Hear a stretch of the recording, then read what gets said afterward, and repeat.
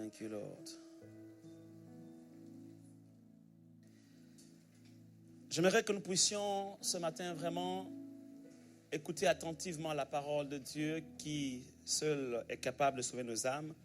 Parce que Jésus l'a dit à Marthe alors qu'elle s'agitait pour plusieurs choses et que sa sœur Marie avait choisi la bonne part, celle qui consistait à être au pied de Jésus et à écouter les paroles qui sortaient de la bouche de Jésus. Alors que Jésus parlait de la parole de Dieu, Marie avait choisi d'écouter Jésus et ne pas se laisser distraire, et ne pas être préoccupée par les choses de la vie. Et alors que Marthe était en train de se préoccuper et était très préoccupée par les tâches ménagères, par les choses de la vie en fait, elle s'est plainte du fait que sa sœur ne l'aidait pas. Et Jésus a dit à Marthe, Marthe, Marthe, tu t'agites pour beaucoup de choses, tu t'inquiètes pour beaucoup de choses ou pour peu de choses, selon votre version. Marie a choisi la bonne part, celle qui ne lui sera jamais ôtée. Et quelle était cette part? D'écouter la parole. Et Jésus que de dire, une seule chose est nécessaire. La parole de Dieu est la seule chose qui est nécessaire. Et je vous dis, l'Église est un centre d'enseignement, d'équipement, d'information, de formation et de transformation. Quand nous venons le dimanche, par exemple, à l'église ou lors des réunions d'église, nous devons avoir cette pensée. Nous venons pour être équipés, pour être formés, pour être challengés, boostés. Et quand on sort de là, on va affronter la vie avec les armes et l'équipement qu'on a reçu. Maintenant, en ce moment, le pasteur n'est plus là. Les responsables ne sont plus là. C'est chacun face à sa destinée, chacun face à Dieu et à tout ce qui l'environne. Et c'est comme en fait un étudiant, un élève qui est face à sa copie le jour de l'examen. Et nous passons chaque jour des épreuves. C'est maintenant l'occasion de mettre en application les leçons qu'on a apprises à l'école de Dieu, à l'école de la foi. Alléluia. Et on peut toujours avoir recours au pasteur dans la semaine. Mais le pasteur est en ce moment-là comme, voyez-vous, un professeur qui devient en même temps jury, parce qu'après vous avoir donné les cours, il aimerait aussi savoir si vous avez bien assimilé ce qu'il vous a appris. Il aimerait être sûr que la leçon est bien passée, que vous êtes de bons élèves.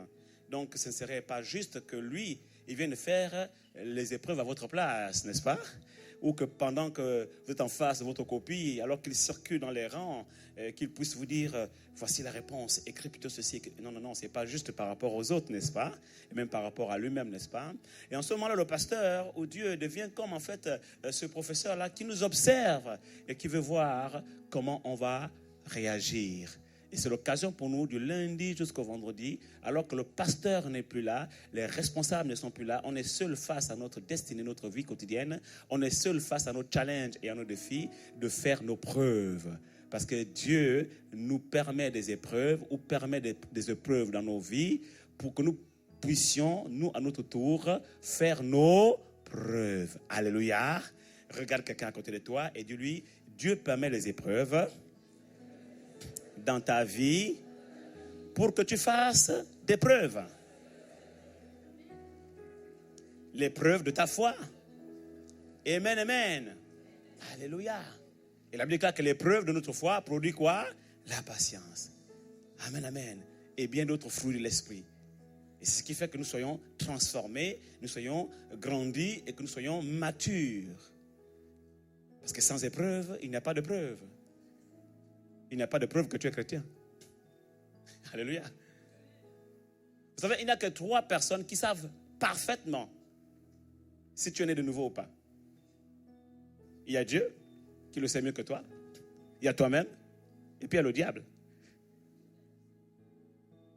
Ah oui, le diable, il sait qui est né de nouveau, qui n'est pas né de nouveau. Il sait qui est chrétien véritable, qui ne l'est pas. Mais les hommes ne le savent pas. Les hommes ont besoin de preuves parce qu'ils regardent à ce qui frappe aux yeux. Alléluia. Et donc nous sommes envoyés dans le champ de la moisson, missionnaires, du lundi au vendredi, dans nos lieux de travail, dans nos lieux d'études, à l'école, à l'université, dans les endroits où nous sommes, dans nos équipes, partout, comme des missionnaires du lundi au vendredi, au samedi si vous voulez, avant de revenir ici dimanche, comme des missionnaires. Nous sommes envoyés dans le champ de la moisson pour révéler à ceux qui ne sont pas encore au courant que nous sommes chrétiens, que nous sommes des Christ, pour leur révéler en réalité qui est Dieu, qui est Jésus-Christ. Alors nous sommes dans ce champ missionnaire pour révéler Christ aux nations. Amen, amen. Et c'est pourquoi Jésus dit, vous êtes comme des lumières. Une ville située sur une montagne qui ne peut être cachée. Une lampe qui n'est pas mise sous la table, mais qui est mise sur la table, afin qu'elle éclaire tous ceux qui sont dans la maison.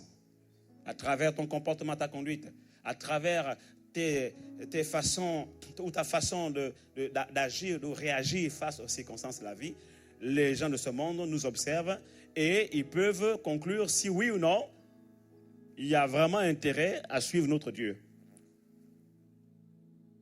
Et je me souviens d'une situation qui m'a été rapportée, un témoignage, un chrétien qui était tout le temps défaitiste au travail. Vraiment, quand il y a une crise, il commence à paniquer, un petit rhume, il ne vient pas au travail. Et tous ses collègues disaient, mais attends, lui, il parle tout le temps de la foi, etc. Si c'est ça, être chrétien, franchement, je n'ai pas envie. Si c'est ça, être chrétien, j'en ai pas envie. Non, nous devons pouvoir révéler un Dieu fort. Parce que notre Dieu n'est pas un Dieu faible. Alléluia. Un Dieu fort. Merci Seigneur pour ta parole.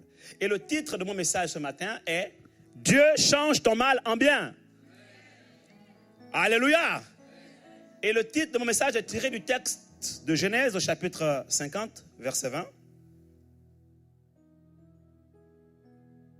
Genèse, chapitre 50, verset 20. Vous aviez médité de me faire du mal, mais Dieu l'a changé en bien pour accomplir ce qui arrive aujourd'hui. Je ne sais pas ce que tu traverses comme situation difficile. Pour certains, peut-être vous êtes vraiment malade et atteint d'une maladie qui semble être orpheline et incurable d'après le verdict des médecins. Pour d'autres, vous êtes peut-être atteint d'une oppression qui vous tourmente à tel point que vous n'arrivez même plus à contrôler vos émotions, vos pensées, et vous tombez dans la dépression. Pour d'autres, vous vivez tellement le poids des soucis de la vie, du chômage, des circonstances difficiles, vous n'arrivez pas à joindre le debout, les factures s'accumulent et les huissiers sont dans vos trousses, après vous. Et vous pensez en ce moment déjà à la semaine prochaine, comment ça va se passer? La lettre recommandée que vous avez reçue. Au point que même quand le pasteur prêche ici, vous posez la question, quand est-ce qu'il va prophétiser sur moi? Pour me dire, voici ce que l'Éternel va faire. Et vous n'êtes même plus conscient qu'en fait, depuis qu'il a commencé à parler, Dieu est en train de vous parler. Pour d'autres encore, vous avez tellement attendu de vous marier que vous dites, Seigneur, l'âge passe. Les années passent et ne se ressemblent pas. Oh Seigneur, ma jeunesse est en train de passer. Et vous oubliez que c'est Dieu qui renouvelle nos forces et qui nous donne une nouvelle jeunesse. Mais quelle que soit la situation à laquelle tu es confronté, ce matin, Dieu te dit, il change ton mal en bien. D'autres, je vois des dossiers qui sont comme suspendus dans les administratifs, juridiques. D'autres, c'est des dossiers au tribunal. Vous criez, vous demandez à Dieu de vous faire justice par rapport à un tel dossier, une telle situation. Et vous vivez dans la crainte, dans la peur. Qu'est-ce qui va arriver? Il y en a qui ont passé des examens durant la semaine, qui ont passé des entretiens, qui ont postulé à des emplois. Vous posez la question, quelle sera l'issue? Est-ce que le prophète ce matin ne va pas me dire, ainsi par l'Éternel, tu auras ton examen, tu auras ton travail? Oh, j'ai bien mieux que ça, mon frère. J'ai une parole de foi. Parce que je peux te dire, Dieu va te donner du travail. Mais si tu n'as pas la foi, cette parole restera vaine. Elle va susciter en fait une émotion instantanée, momentanée. Et quand tu sors d'ici, le doute va revenir. Mais j'ai une meilleure parole qu'une prophétie. J'ai une parole, un message de foi. Et ce message de foi va te permettre de vivre au-dessus des prophéties. Quelqu'un ne m'a pas compris ici. Les prophéties, c'est bien. Mais il y a mieux que les prophéties. Les paroles prophétiques, c'est bien, mais il y a mieux que les prophéties. La vraie prophétie, la meilleure, est celle qui suscite la foi et qui maintient ta foi jusqu'à l'obtention des promesses de Dieu en ta faveur. Oh, quelqu'un ici acclame Jésus.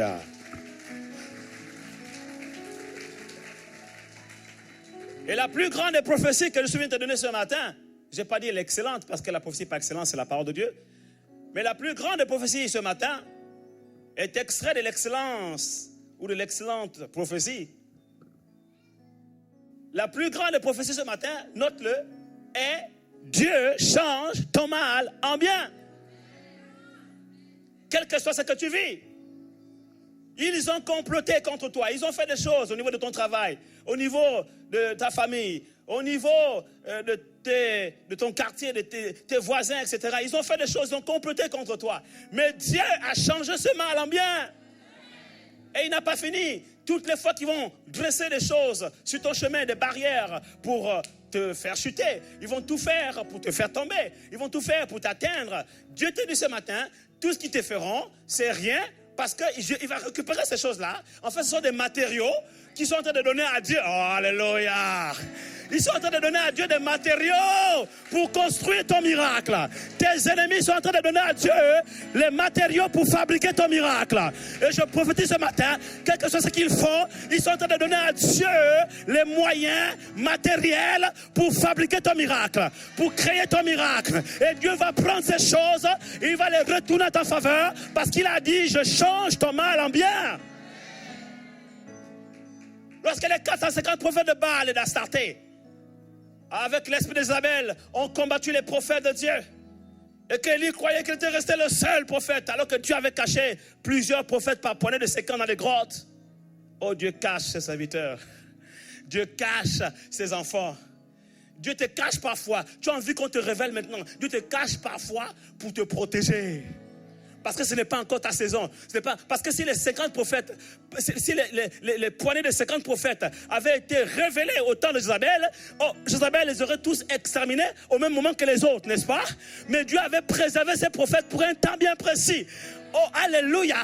Dieu parle à quelqu'un ici. Tu te plains parce que tu n'es pas reconnu dans ton travail. Tu te plains parce que tu n'es pas reconnu dans ton ministère. Tu te plains parce qu'en fait, tu as l'impression que tu bosses, tu travailles, aucune reconnaissance. Et tu pries pour que Dieu t'élève, pour que Dieu te fasse connaître, pour que Dieu te révèle. Mais j'ai une bonne nouvelle pour toi. Si les gens ne te reconnaissent pas, si les gens font tout ce qu'ils font pour ne pas te lever, pour ne pas reconnaître tes efforts, c'est parce que Dieu a pris le soin de te cacher, parce que si tu te révèles maintenant, l'esprit de Jézabel qui sévit en ce moment va t'exterminer, parce que Dieu ne t'a pas prévu pour ces temps-ci, il t'a prévu pour un temps bien précis. Ce temps n'est pas encore ton temps. Laisse les autres régner pendant ce temps, c'est leur temps, laisse-les régner, mais ton temps arrive, ton temps arrive, ton temps arrive. Laisse que les 450 prophètes de Baal fassent leur travail, laisse les Élie faire leur travail, parce que quand Élie sera passé, Dieu va faire sortir les 50 prophètes, par rapport les 50, il va les faire sortir des grottes et il va les révéler à la fin des nations. Quelqu'un ici acclame Jésus.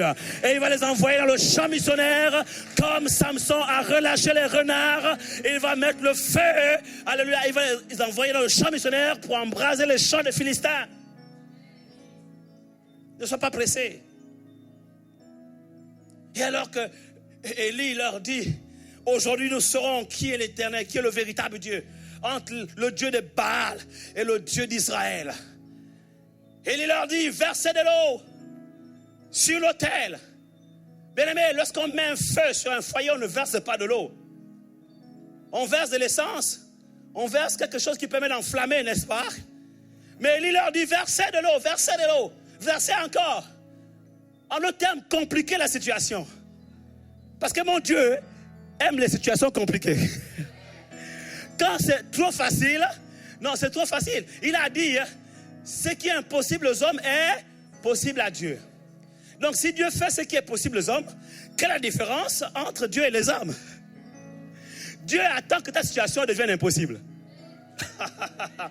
Oh, quelqu'un m'a pas compris ici. Si Dieu fait ce qui est possible, parce que il dit, ce qui est impossible aux hommes est possible à Dieu. Ça veut dire quoi? Ça veut dire qu'en fait, notre niveau de compétence se limite à ce qui est possible. Ce qui est possible est de notre niveau de compétence. Ce qui est possible est pour les hommes. Et ce qui est impossible est pour Dieu. Alléluia. Donc toi, fais tout ce qui est possible et Dieu fera l'impossible. Alléluia. Quand tu pries pour quelque chose et que la réponse t'a d'arriver, pose-toi la question, est-ce que je fais tout ce qui est possible? Parce que Dieu lui intervient à partir du moment où tu as atteint les limites de ce qui est possible. Quand tu as atteint les limites de ce qui est possible, alors en ce moment Dieu intervient. Mais quand Dieu voit que c'est encore au niveau de l'homme, Dieu ne peut pas se rabaisser au niveau de l'homme parce qu'il n'est pas un homme. Dieu ne règle pas les problèmes possibles.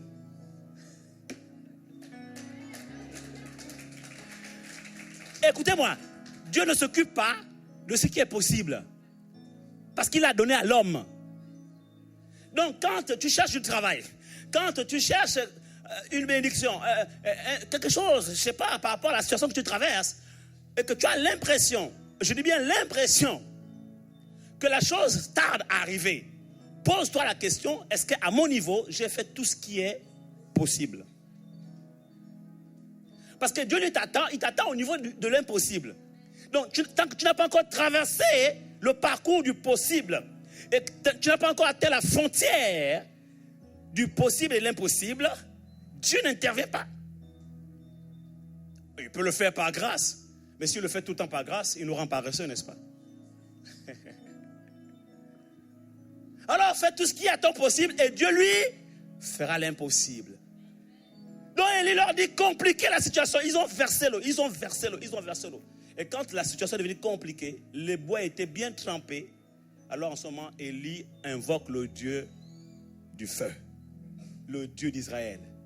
Et le Dieu d'Israël fait tomber le feu du ciel et consume l'autel. Oh, quelqu'un ici acclame Jésus, alléluia. Oh, j'ai une bonne nouvelle pour toi. Laisse que les circonstances de la vie continuent à verser de l'eau sur l'autel de ta vie. Laisse que tes ennemis continuent à verser de l'eau sur l'autel de ta vie. Laisse cette maladie continuer à verser de l'eau sur l'autel de ton corps.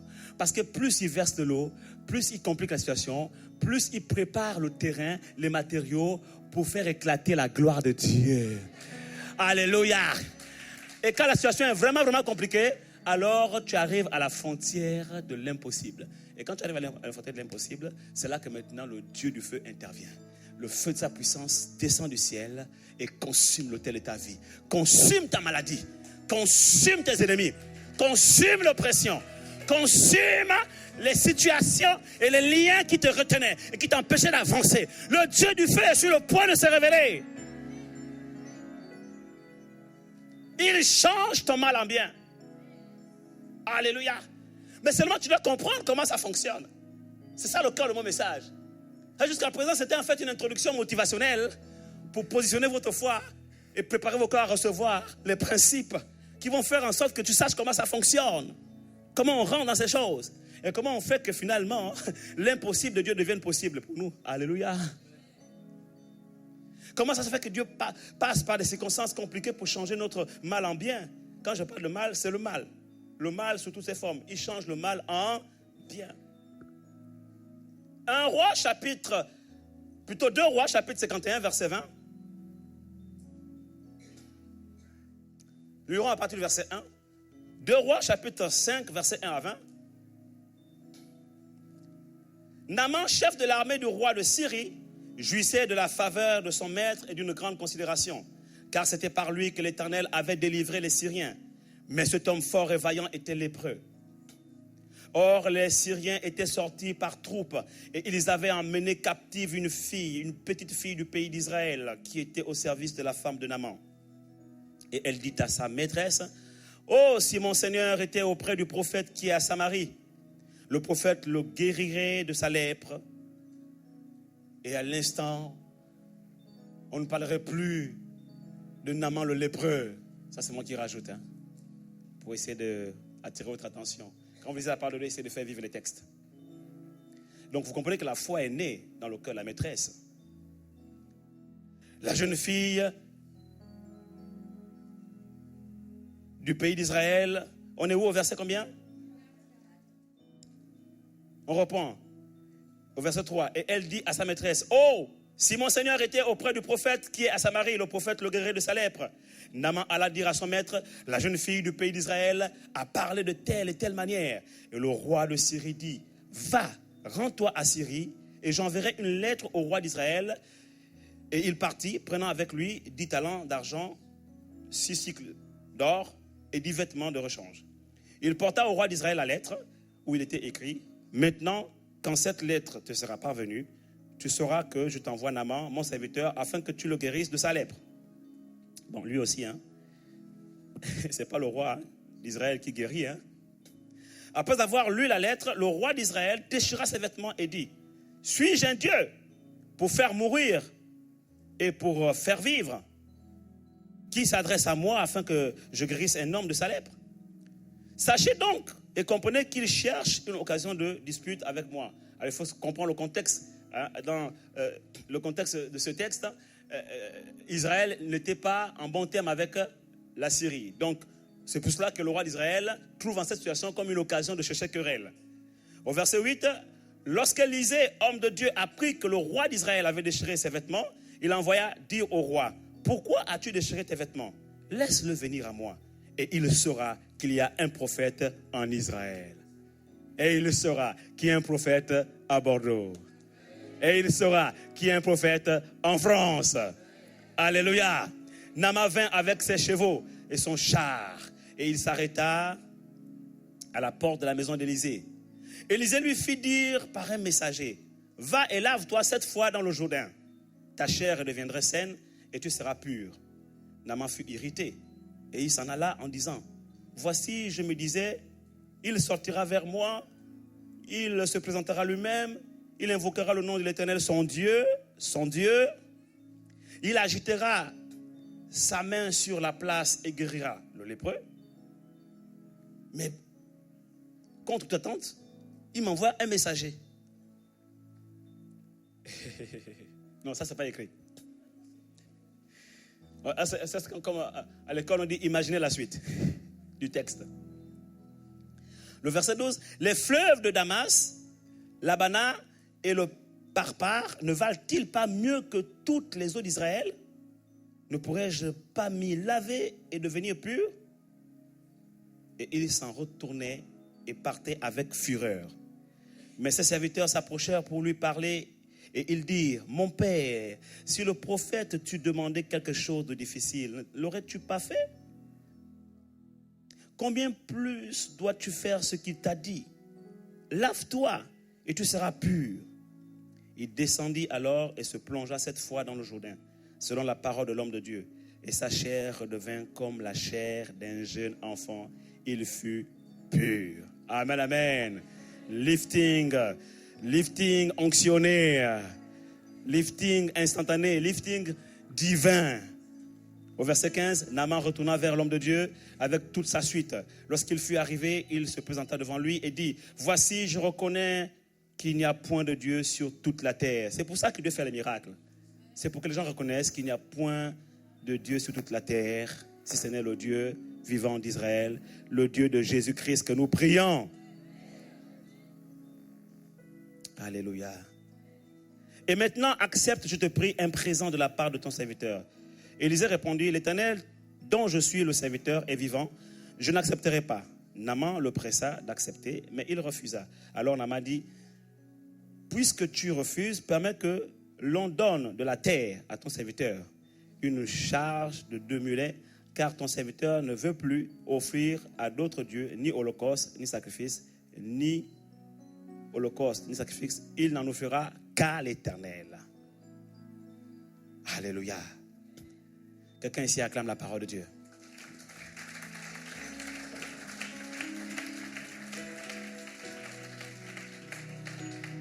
Voici une situation très compliquée que Dieu va changer en bien. Un homme qui est lépreux, un chef de l'armée, très compétent, guerrier qui a remporté plusieurs combats, un vaillant guerrier, reconnu, mais il avait un handicap. Il était lépreux. Et à travers cette histoire, Dieu va nous montrer quelques principes spirituels qui expliquent comment Dieu arrive à changer le mal en bien dans nos vies et qui vont nous permettre à chaque situation de notre vie d'avoir foi en ce Dieu qui est capable de changer le mal en bien et de nous appuyer sur ces principes. Pourquoi? Parce que la foi s'appuie sur des principes spirituels. La foi vient de ce qu'on entend. Et ce qu'on entend vient de la parole de Dieu. Si tu n'as pas une base biblique et spirituelle, sur quoi vas-tu reposer ta foi pour croire que Dieu est capable de changer ton mal en bien? Et le premier principe que j'aimerais ressortir ici est le verset 3. On voit qu'au verset 3, ils avaient ramené captive une petite fille. Une petite fille qui n'était pas certainement en alliance avec Dieu. Quand vous lisez le verset 3, ce n'était pas une fille, autant pour moi qui était en alliance avec la Syrie. On est au verset 3. Et au verset 2 même, or les Syriens étaient sortis par troupes et avaient ramené captive une petite fille du pays d'Israël qui était au service de la femme de Naaman. Donc c'est une fille israélite, d'autant pour moi qui était en alliance avec Dieu, c'est ce que je voulais dire, voilà. Et elle dit à sa maîtresse, or si mon serviteur était auprès, si mon Seigneur était auprès du prophète qui est à Samarie, le prophète le guérirait de sa lèpre.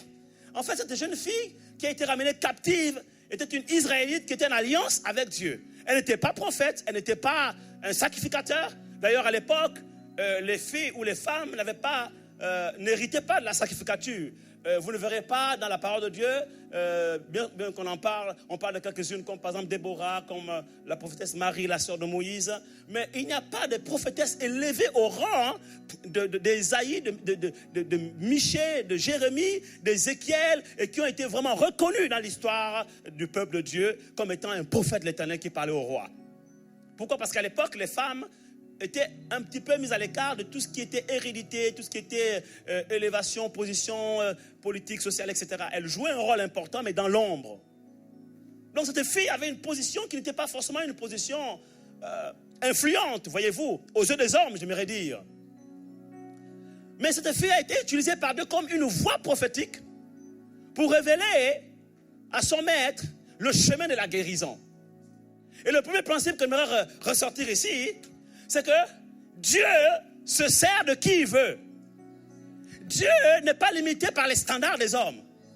Dieu n'est pas limité par les règles qui régissent le fonctionnement de la société ou des circonstances de la vie courante. Dieu est Dieu.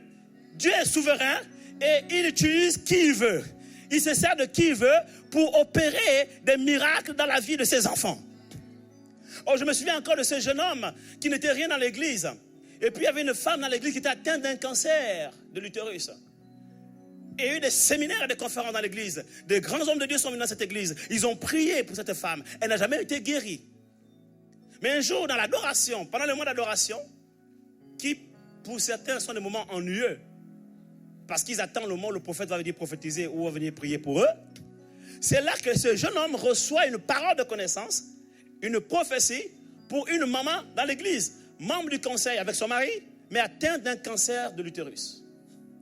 Et depuis de longues dates, cette maman combattait cette maladie. Et les médecins n'avaient plus de solution. Parce que les médecins font ce qu'ils peuvent, n'est-ce pas? La science, c'est la science des hommes, n'est-ce pas? Alors ce jeune homme qui n'était même pas pasteur, qui n'était même pas diacre, ni ancien dans l'église, même pas pasteur ou prophète, reçoit clairement de Dieu qu'il y a cette femme qui est malade de cette maladie. Et il va voir cette sœur, et la sœur reconnaît qu'il n'y a que Dieu pour lui révéler ça, parce que personne dans l'église n'était au courant. Même quand elle s'avançait pour venir répondre à l'appel, comme beaucoup, elles viennent, on ne sait pas qu'est-ce qu'elles ont comme maladie, on ne sait pas quel problème elles ont. Donc elle venait, comme Anne dans le temple, elle parlait doucement. Seigneur, tu connais mon problème. Tu connais mon problème. Alors personne dans l'église ne connaissait son problème, mais Dieu s'est révélé à un jeune homme dans le groupe de jeunes, un jeune homme de 17 ans.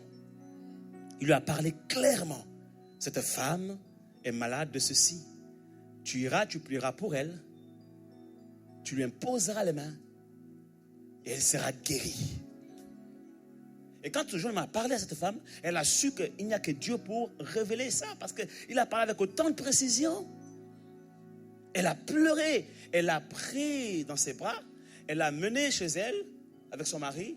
Et là, il a prié pour cette femme. Je ne sais pas comment il a prié. Est-ce qu'il a courabaché? Est-ce qu'il a fait une onction d'huile? Peu importe, je sais une chose, il a obéi à Dieu. Et quand il a fini de prier, la femme est partie faire les examens la semaine qui a suivi. Les médecins constatent que la femme a été guérie de ce cancer de l'utérus qu'elle traînait depuis des années. Oh, quelqu'un ici acclame Jésus. Alléluia. Mais quel est mon point? Mon point est celui-ci. D'où est venue la direction divine? Est-ce d'un prophète? Est-ce d'un pasteur? Est-ce d'un bishop? Archevêque? Apostolique, prophétique? Des nations? Et interplanétaire et intergalaxie? Avec tous les titres qu'on a maintenant aujourd'hui sur les réseaux sociaux et les cartes de visite? Non. La solution est venue à travers le canal d'un jeune homme de 17 ans. C'est pourquoi le premier principe, pour que Dieu change le mal en bien dans ta vie, tu dois te disposer et te prédisposer dans ton cœur à considérer les voies de Dieu. Parce que les voies de Dieu ne sont pas nos voies. Car autant les cieux sont élevés au-dessus de la terre, autant les pensées de Dieu sont au-dessus de nos pensées. Il est important que nous puissions chercher les voies de Dieu. La Bible déclare que Dieu a révélé ses voies à Moïse et ses œuvres aux enfants d'Israël. Le problème aujourd'hui, c'est que beaucoup de chrétiens ne cherchent plus à connaître les voies de Dieu. Ils courent après les œuvres de l'Éternel. Dieu a révélé ses voies à Moïse et ses œuvres aux enfants d'Israël. Pourquoi? Parce que les enfants d'Israël recherchaient uniquement les œuvres de Dieu. Dans le désert, quand ils avaient faim, ils criaient à l'Éternel. Ils criaient à Moïse. Ils commençaient à maudire Dieu. Ils commençaient à maudire Moïse. Tu es venu ici avec nous pour nous perdre. Nous étions bien en Égypte, etc., etc. Ils recherchaient que les œuvres de l'Éternel. Bien aimé, dans la vie, il y a des chrétiens qui recherchent que les œuvres de l'Éternel. Mais il y a une catégorie de chrétiens qui recherchent les voies de Dieu. Ne sois pas dans la première catégorie. Sois dans la seconde. Parce que si tu connais les voies de Dieu, alors le miracle pour toi deviendra facile. Vous voyez, ce qu'on appelle miracle aujourd'hui, pour Dieu n'est pas un miracle.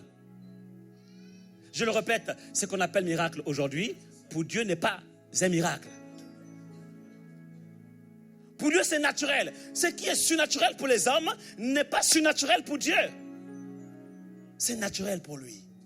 Et quand tu connais les voies de Dieu, l'action de Dieu pour toi devient naturelle. Et ce que les hommes appellent surnaturel, pour toi tu trouves ça naturel. Quelqu'un ici donne gloire à Jésus.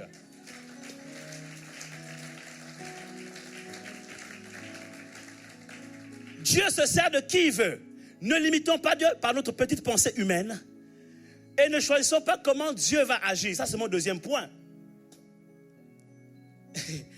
Ne choisissons pas comment Dieu va agir pour nous sortir de telle ou telle situation. Nous devons sortir de nos schémas de pensée et laisser Dieu agir comme il a prévu agir.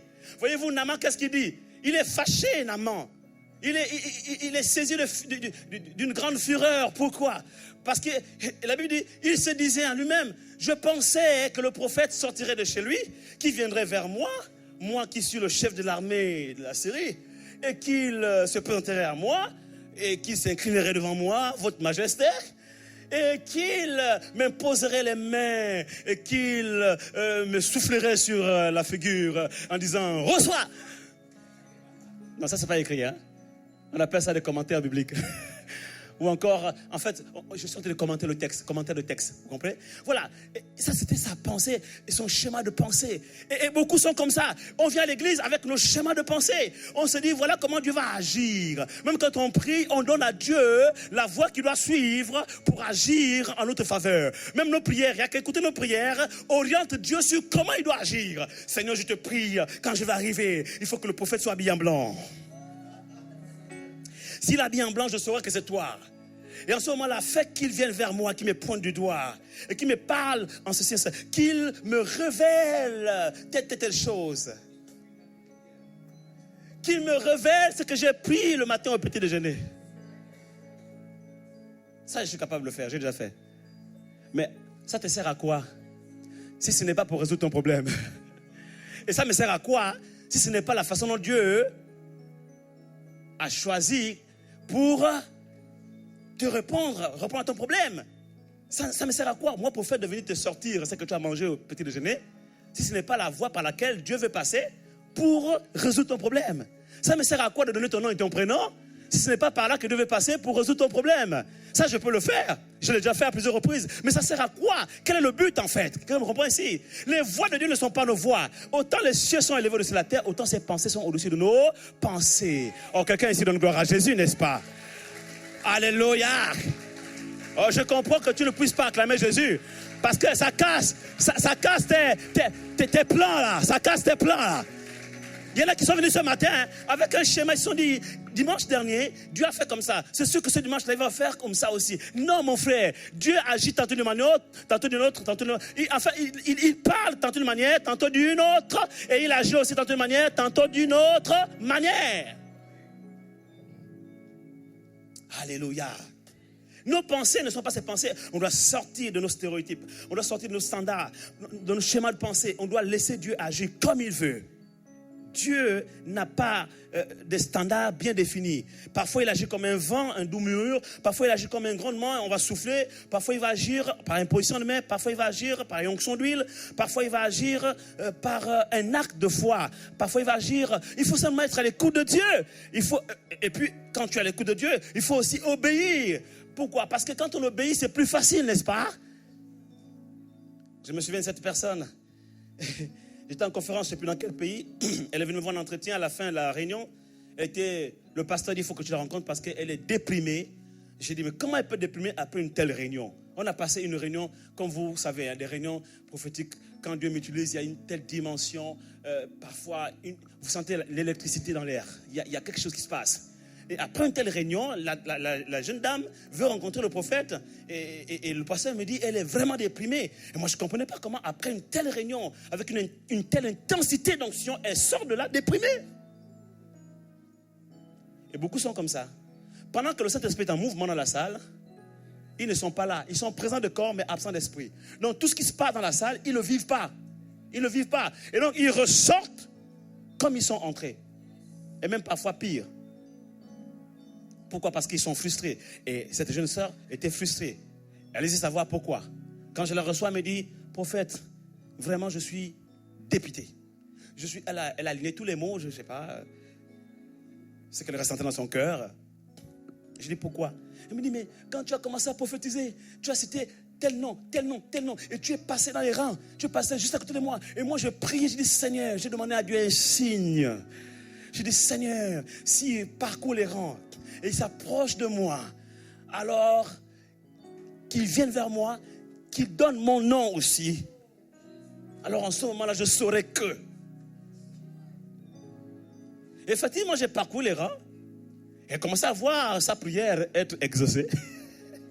Je me suis réellement approché d'elle et je dit, oh, alléluia, ça y est, c'est mon jour de visitation aujourd'hui. Sauf que quand je m'approche d'elle, je passe juste à côté d'elle. Et je prophétise sur la personne qui est derrière elle. Et je me souviens encore quand elle me parlait de ça, je me souviens encore de l'image. C'est moi qui étais juste la rangée de la gauche là.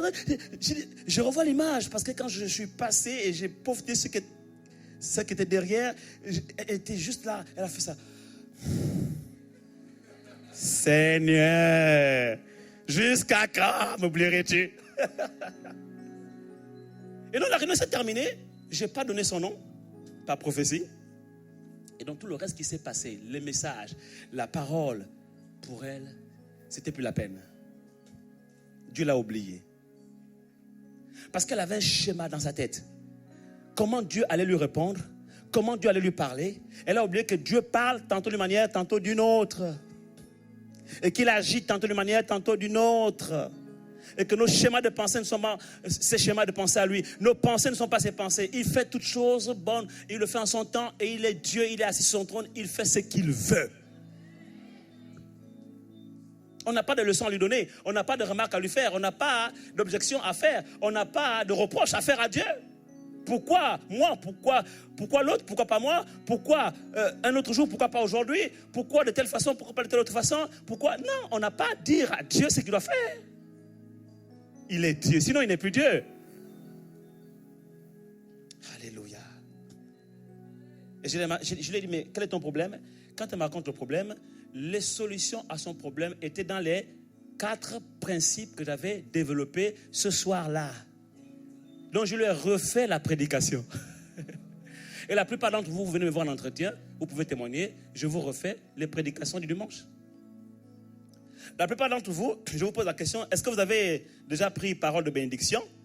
Beaucoup d'entre vous n'avez pas, vous n'êtes même pas abonné à parole de bénédiction. Beaucoup d'entre vous ne savez pas que parole de bénédiction est une inspiration divine que Dieu m'a montrée pour résoudre vos problèmes au quotidien. Durant le mois, il y a beaucoup de témoignages. Parole de bénédiction. Donc vous dites, j'attends quand il va profiter sur moi. Et vous ne savez pas que dans parole de bénédiction, il y a beaucoup de prophéties. Que les gens ont saisi et ils ont vécu le miracle. Parce que vous attendez à ce que le prophète vous rencontre en entretien et qu'il vous parle de la manière selon laquelle vous voulez qu'il vous parle.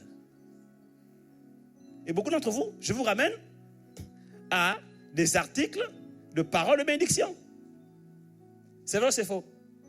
Beaucoup d'entre vous, je vous ramène à parole de bénédiction et on revoit ensemble certains principes qui sont enseignés dans la parole de bénédiction. Mais vous aurez gagné du temps. Vous aurez évité de poser un RTT pour venir voir le prophète.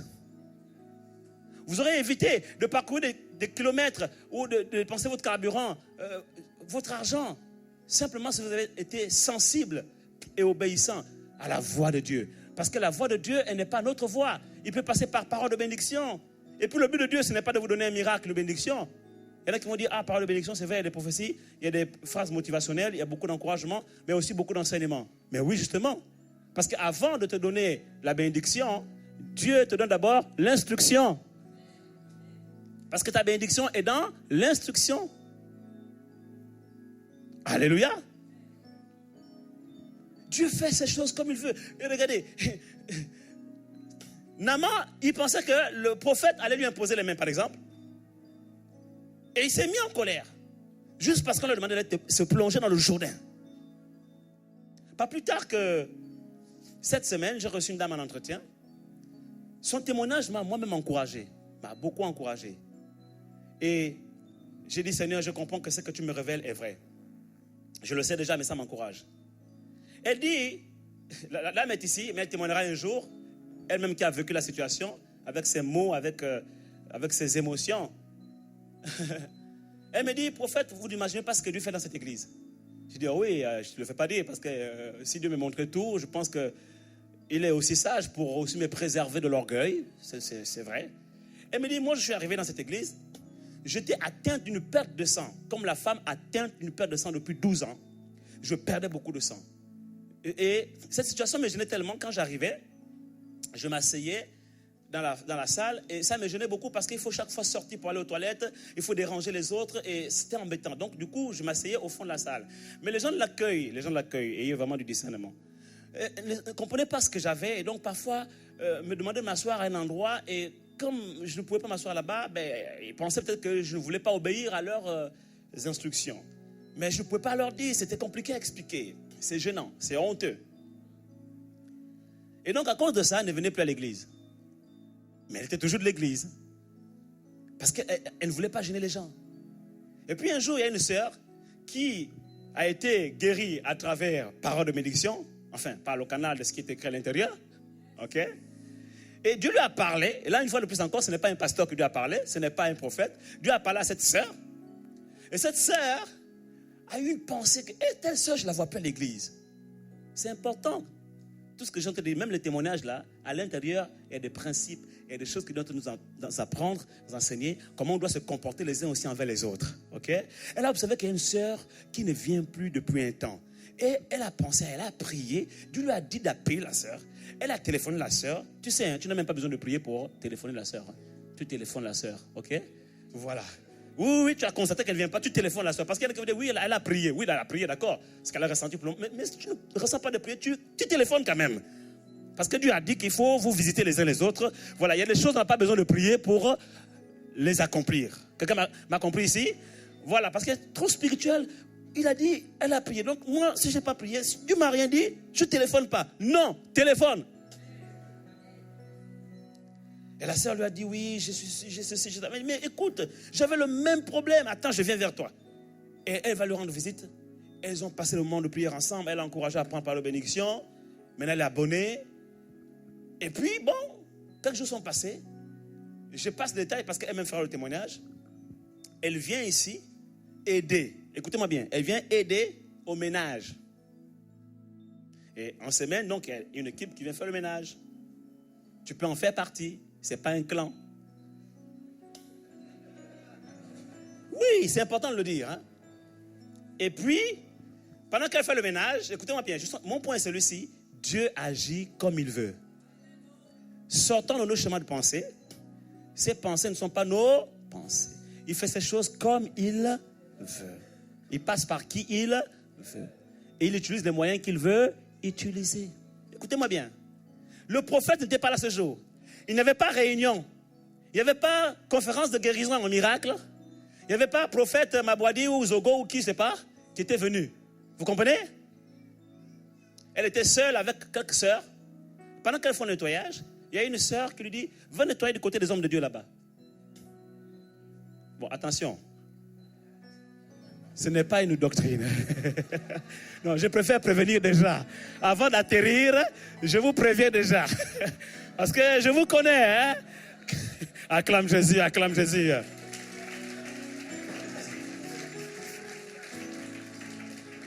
Non, la sœur dit, va nettoyer du côté des hommes. Donc, elle va du côté des hommes de Dieu ici. Elle a rangé là les chaises rouges. Au passage, les chaises rouges, ce n'est pas pour dire very important personality. Non. C'est juste pour faire joli.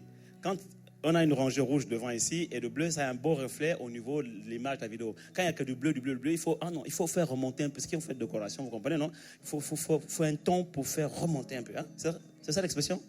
Voilà. Faire remonter un peu, tu vois? Voilà. C'est comme quand tu habilles tout en noir, ça fait un peu... Par contre, tu es en noir, tu mets une cravate rouge, ça fait ressortir un peu le visage de la personne. Voilà.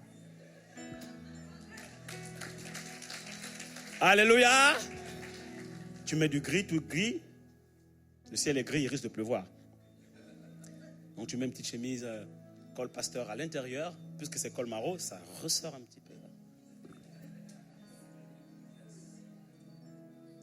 Et donc elle s'approche ici et une voix lui dit, va poser tes mains, touche la chaise du prophète. Là où je m'assois là. Bon, attention, moi je m'assois parfois, très souvent ici au fond, mais parfois je change aussi, ok? Donc si tu veux en faire une doctrine, sache que je vais te dribbler là. Acclame Jésus. Acclame. On commence à chercher la chaise du prophète. Donc elle a tenu la chaise, elle a attrapé la chaise. Et dans son cœur, elle a prié, dit, Seigneur, guéris-moi. Elle a émis 3 sujets. Bien aimé, j'étais choqué. Celle qui dit Alléluia, elle connaît l'histoire. C'est pourquoi. Alléluia. Elle dit que quand elle a fait ça, à l'instant même, au même moment, elle sut dans son cœur qu'elle était guérie.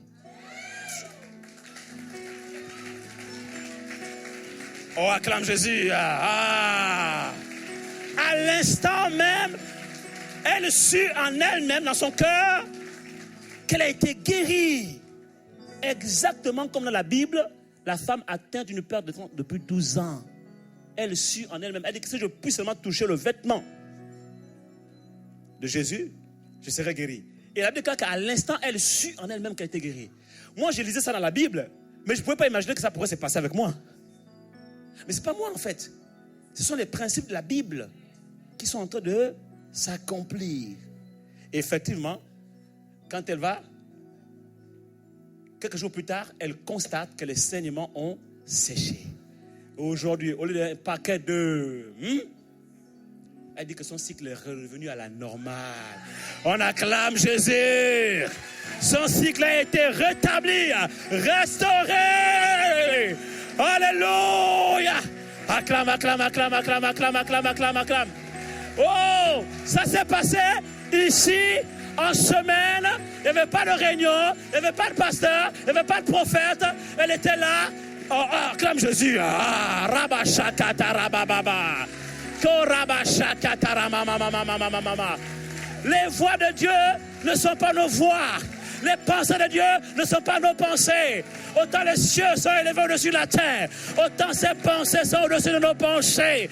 Dieu fait ses choses comme il veut. Il est Dieu, il est roi, il agit comme il veut. Alléluia. Il agit comme il veut. Et Naaman croyait. Naaman croyait. Vous savez, j'ai béni cette soeur. Viens, je te bénis. Sois béni. Non, mais je la bénis. Oh, acclame Jésus, je la bénis. Parce que beaucoup la trouvent extravagante. Mais Dieu t'aime comme ça, Tassana. Parce que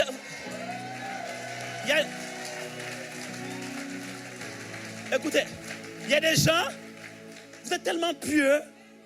Je l'ai dit au chantre, au concert, qui était au concert à Cachon. J'ai dit au chantre, je dis, mais faites-nous ce que vous faites à l'extérieur, faites-nous ça aussi un peu à l'église. Il faut être expressif. La responsable des chantres me connaît, l'expression scénique. Non, exprimez votre joie, la joie de la parole. Quand la parole vous touche, criez Amen. Il a dit, je n'ai point honte de l'évangile. C'est une puissance pour le salut de quiconque croit. Alléluia. Elle exprime sa joie, sa foi. Parce que je vois parfois quand elle dit Amen, elle vient, elle scelle la parole avec une offrande. Il y en a qui la regardent comme ça, c'est là aussi. Hein? Mais et quoi encore? Et toi tu es là, tu veux vivre une vie. Non, je ne vais pas dire ça, mais voilà, parce que sinon tu vas être frustré. Mais non, attends, s'il te plaît, exprime ta vie chrétienne, ta foi. Franchement, si tu ne cries pas Amen ici, tu ne cries pas Alléluia ici, tu vas le faire où? Au travail, on va te virer. Oh, acclame Jésus. Acclame, acclame, acclame, acclame, acclame.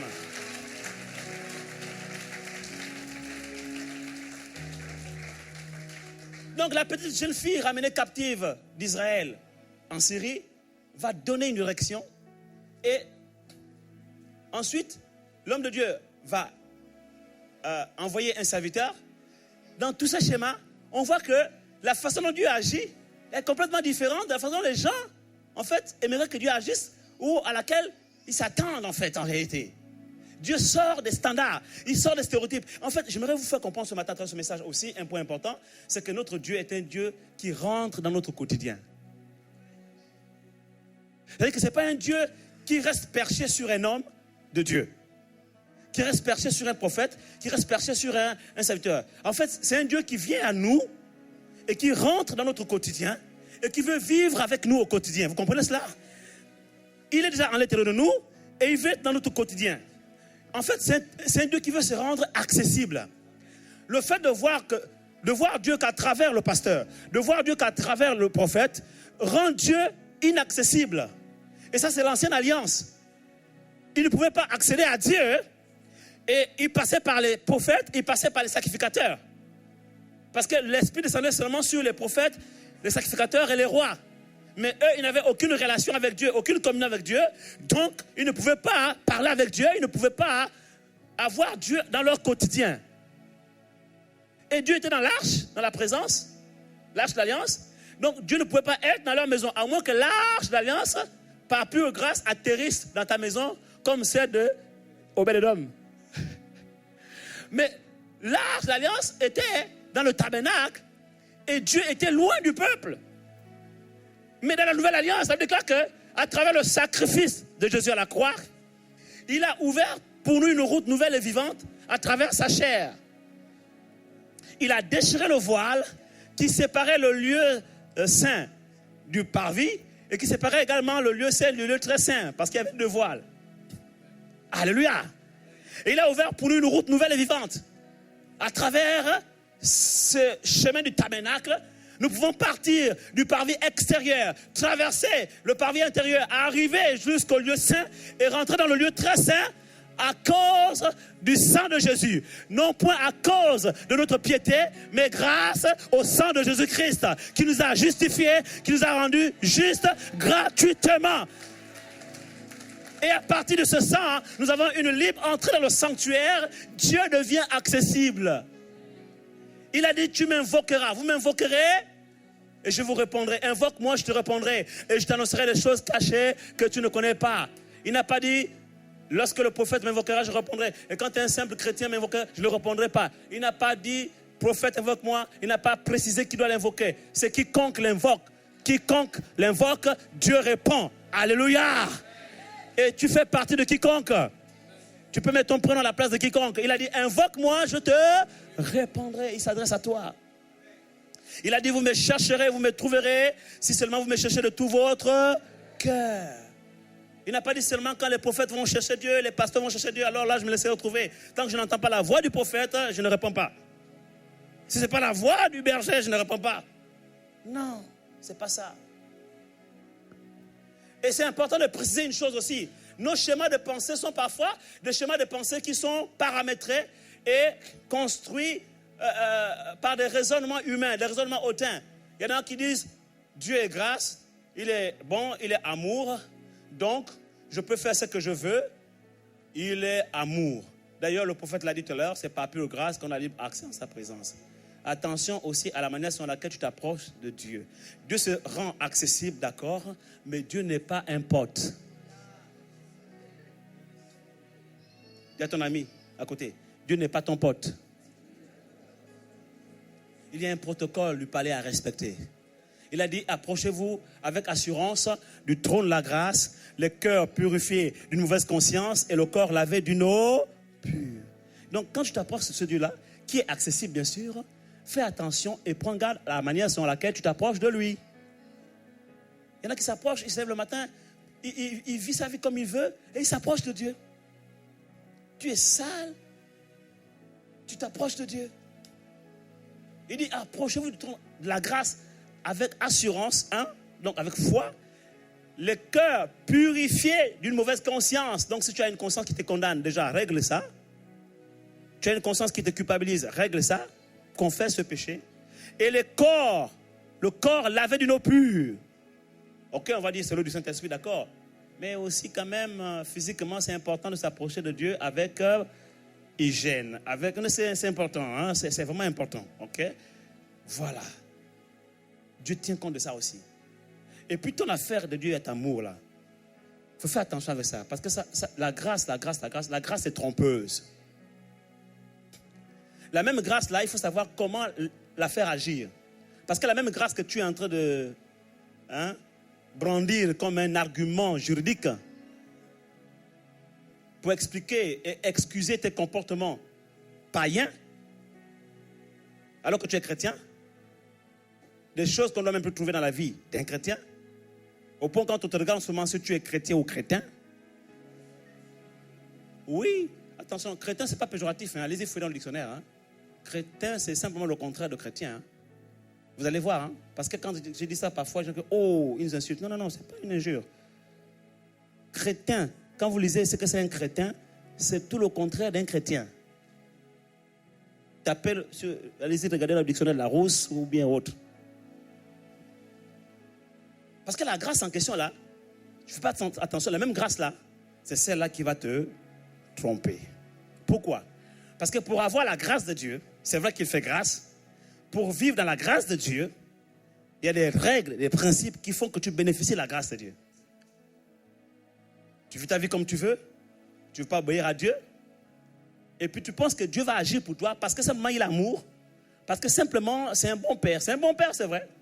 Parce que simplement il fait grâce. Ok, la même grâce dit quoi? Il dit, si tu caches tes transgressions, tu ne prospères pas. La Bible dit, celui qui cache ses transgressions ne prospère pas, mais celui qui les avoue et les délaisse obtient grâce et miséricorde. Donc pour obtenir la grâce et la miséricorde de Dieu, tu devras avouer tes transgressions et les confesser. Si tu les caches, tu n'obtiens pas grâce et miséricorde. Donc tu vis ta vie comme tu veux, tu es dans la fornication, dans l'impudicité, dans le mensonge, dans les critiques, tu te vautres dans le péché, dans l'alcoolisme, tu es dans la drogue, dans le tabac. Je ne te condamne pas. Hein. Et tu viens comme ça, c'est non, Répands-toi, confesse tes péchés. Et par moment, tu as besoin de les confesser à un homme de Dieu ou à un frère, à une sœur. Parce que la Bible déclare dans Jacques chapitre 5, confessez vos péchés les uns aux autres et priez les uns pour les autres. Tout ça, c'est biblique. Donc, tu veux vivre une vie chrétienne cachée et impure, et tu veux quand même que Dieu agisse. Et tu viens à l'église, tu commences à dire, oh Seigneur, Seigneur. Et nous, on peut toujours prier pour toi, imposer les mains. Et parfois, on se pose la question, pourquoi Dieu n'agit pas dans ta vie? Nous-mêmes aussi, on se pose la question, pourquoi? Mais toi-même, tu connais. Tu sais ce qui se passe entre Dieu et toi. Un jour, je priais pour une dame. On a tellement jeûné et prié pour elle. J'ai dit, Seigneur, pourquoi cette femme-là, il y a une telle personne avait prié pour le même cas, tu l'as guérie, mais pourquoi elle, tu l'as guérie pas? Je ne comprends pas. J'ai entendu clairement dans mon esprit cette parole qui me dit, arrête de culpabiliser. Ne te culpabilise pas. Tu as fait ce qu'il fallait. Dis-lui de régler ses litiges avec moi. Clair comme ça. C'est la première fois que j'entendais que les gens avaient des litiges avec Dieu. Je sais qu'on a des litiges avec les huissiers, avec le tribunal, mais avec Dieu, je vous dis les mots exacts. Dis-lui de régler ses litiges avec moi. Ça veut dire qu'en fait, je pouvais toujours faire tout ce que je faisais, imposer les mains, jeûner, corabocher, etc. et tout. Mais tant que cette femme-là n'avait pas réglé ses litiges avec Dieu, ce serait toujours peine perdue. Quelqu'un ici acclame Jésus.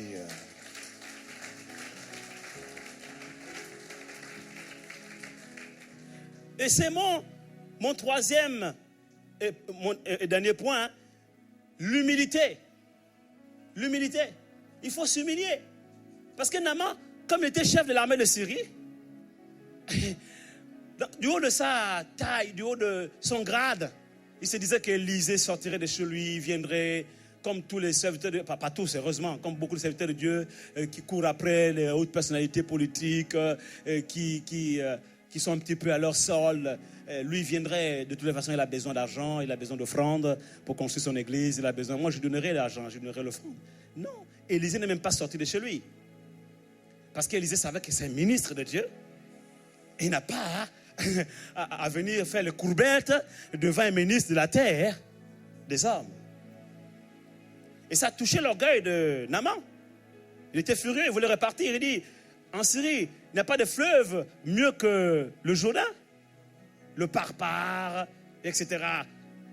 Leurs eaux même sont plus claires que le Jourdain, parce que voyez-vous, le Jourdain, quand il y avait les crues, il y avait la boue, et l'eau devenait rougeâtre, boueuse, c'était pas propre.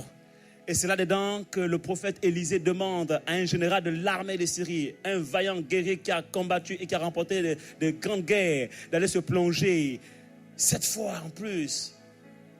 Je dis, c'est pas possible, même pas une fois, 7 fois. Déjà, c'est difficile. Il voyait ça comme une pénitence. Et mettez-vous à sa place aussi. Hein. Il est chef de l'armée, sa femme est là, ses soldats sont là, il doit se déshabiller, parce que pour se plonger dans l'eau, il faut se déshabiller quand même. Hein. Et tout le monde saura qu'il a la lèpre, et puis c'est pas beau à voir. Quelle humiliation! Mais qu'est-ce qui me veut ce prophète? Donc, vous comprenez hein, la cause de sa fureur. Mais les autres l'ont dit, les serviteurs l'ont dit, mais si tu avais demandé quelque chose de difficile, ne l'aurais-tu pas fait? Et beaucoup sont comme ça aujourd'hui. Quand on leur demande de faire quelque chose de simple, ils trouvent que c'est trop simple. Ils préfèrent qu'on leur dise, allez, va me prendre une grosse bouteille ou un bidon de 5 litres d'huile. Tu amènes ici et tu me donnes, tu déposes une offrande de 3 000 €. Ce que je dis là, c'est des choses qui sont vécues authentiques. Hein. À Paris, il paraît qu'il y a un pasteur, pour te faire la cure d'âme, il demande 3 000 €. Et les gens y vont, hein. Rien que la cure hein, d'âme. Hein. Et je me demande, quand c'est la délivrance, combien ils demandent. Parce que si ce n'est que la cure d'âme, ils demandent 3 000 €, la délivrance, c'est hors forfait. Et les gens aiment des églises comme ça, des pasteurs comme ça, des prophètes comme ça. Parce que pour eux, aller se plonger, c'est un peu trop facile quand même. Il n'y a pas un truc là, prophète? Un truc qu'on peut secouer tous les matins? Quelqu'un ici acclame Jésus. Il n'y a pas une bouteille, il n'y a pas un gris-gris. Les gens cherchent les gris-gris en fait. Beaucoup viennent à l'église, ils ne viennent pas chercher Dieu, ils cherchent les gris-gris. Beaucoup, en fait, il n'y a pas que les gens de l'Afrique, hein. Même les gens de la France aussi. Beaucoup ont consulté des voyants, des marabouts, et ils ont grandi avec la culture du marabout, la culture du féticheur, la culture du gris-gris, la culture du talisman, la culture d'un objet qui peut toucher, la culture du veau d'or. Et donc l'esprit du veau d'or a tellement aliéné leurs pensées que lorsqu'ils viennent à l'église, ils viennent avec la mentalité de l'esprit du veau d'or. Et ils s'approchent de Dieu avec la mentalité de l'esprit du veau d'or. Et ils se posent la question, pourquoi Dieu ne change pas leur mal en bien? Et c'est parce que simplement, en fait, tu n'as pas compris que Dieu ne voit pas les choses comme tu vois. Il n'emprunte pas les mêmes voies que toi. Dieu est sur le point de changer ton mal en bien. Mais il faut que tu comprennes comment il fonctionne. Alléluia. Et tu t'approches du prophète aussi à cette même mentalité. Et la plupart des gens que je rencontre en entretien, beaucoup n'ont pas de vie de prière. Ils ne lisent même pas leur Bible. Ils ne viennent même pas à l'église régulièrement. Ils n'ont pas une vie spirituelle. Ils n'ont pas une vie chrétienne. Et ils veulent vivre, en fait, les choses que Dieu a réservées à ses héritiers, à ses enfants. C'est-à-dire que ceux-là qui ont une relation personnelle avec Dieu, ils veulent vivre les mêmes choses. Ce n'est pas possible. La vie chrétienne est une vie chrétienne. C'est une vie. Accordez-moi encore 5 minutes. Je répète, la vie chrétienne est une vie. C'est une vie. Et il faut la vivre. Quand c'est une vie, c'est une nature. Il faut la vivre. Si vous prenez un poisson, vous le sortez de l'eau, il ne va pas vivre, n'est-ce pas? Il va mourir. Pourquoi? Parce qu'il n'est pas dans son environnement. Quand Dieu a créé chaque espèce, il l'a placé dans un environnement. Il a créé les animaux, il les a placés dans la forêt. Toi, tu n'es pas animal, voilà pourquoi tu n'es pas dans la forêt aujourd'hui. Quand il a créé le poisson, il l'a placé dans l'eau, n'est-ce pas? Quand il a créé l'homme, il l'a placé dans un environnement appelé Éden. Éden, c'est la sphère, c'est en fait c'est un lieu, une sphère paradisiaque. C'était en fait une représentation, un prolongement du ciel sur la terre. C'était le ciel sur la terre, Éden. Donc Dieu a créé l'homme, il ne l'a pas placé dans la forêt. Il n'a pas placé l'homme dans l'eau. Il l'a placé dans Éden. De la même manière que si tu sors un poisson de l'eau, il va s'étouffer, il va mourir. De la même manière, si tu prends un animal et que tu le mets, tu le mets dans un endroit comme ici, tu le bloques ici, tu fermes toutes les portes, il va mourir parce qu'il n'a pas où aller manger, il n'a pas où vivre, etc. De la même manière, tu prends un homme créé à l'image et à la ressemblance de Dieu, avec la nature de Dieu, tu le mets hors d'Éden, il va mourir.